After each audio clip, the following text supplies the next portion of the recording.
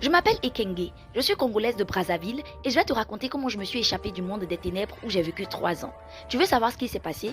Ok, je vais t'expliquer. Mais d'abord, abonne-toi. Je m'appelle Ekenge, je suis congolaise de Brazzaville et j'habite à Kibangou. C'est un village proche de la frontière du Gabon. Cette histoire relate exactement ce que j'ai vécu. J'ai grandi dans ce très beau village avec la forêt de Dibenga qui s'étend à perte de vue sur tout l'horizon. Mon rêve avait toujours été de fonder un foyer et de vivre une vie paisible avec mari et enfants. Mais les jeunes du village me semblaient sans intérêt. Je pensais qu'ils n'avaient vraiment rien à m'apprendre.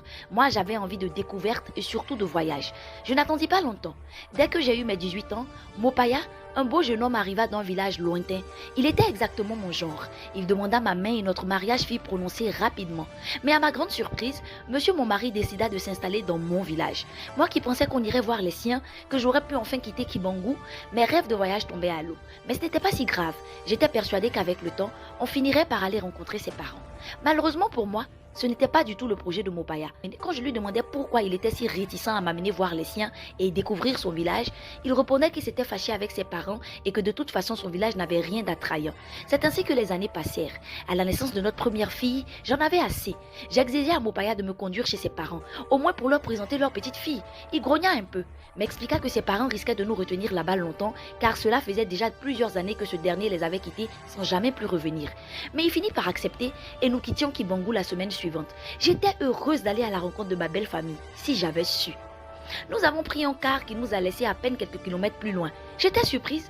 Mopaya avait toujours prétendu venir d'une localité très éloignée de Kibangou. Quand je lui posais la question, il me répondit que son village en fait est très loin dans la forêt, mais qu'aucune route praticable ne pouvait nous y conduire. Nous devions donc marcher. Et c'est ce que l'on fit. On marcha du matin jusqu'au soir. Moi, je ne voyais toujours pas de village. À un moment, j'étais trop fatiguée pour continuer à marcher. Mopaya me proposa de me reposer quelques instants en m'affirmant que nous étions bientôt arrivés. Je m'endormis quelques instants au pied d'un grand baobab tout tordu.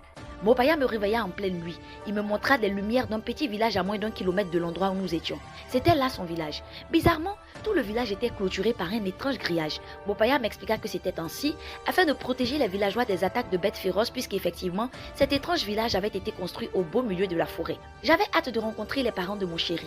Mais ils n'étaient pas là. Nous étions venus sans avoir pu les avertir. Malheureusement, cela tombait à une période où ils s'étaient rendus dans leur campement pour quelques travaux champêtres. Ils en avaient apparemment pour 2 semaines. Je pris donc mon mal en patience et j'attendis leur retour. Pendant tout ce temps et depuis notre arrivée, Mopaya semblait distant. Son unique inquiétude était que je ne m'approche pas du grillage qui entourait le village. Il prétendait que des bêtes féroces rôdaient aux alentours jour et nuit.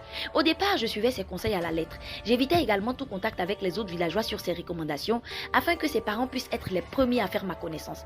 Je restais donc enfermée dans la maison, mais les jours passaient, puis les semaines.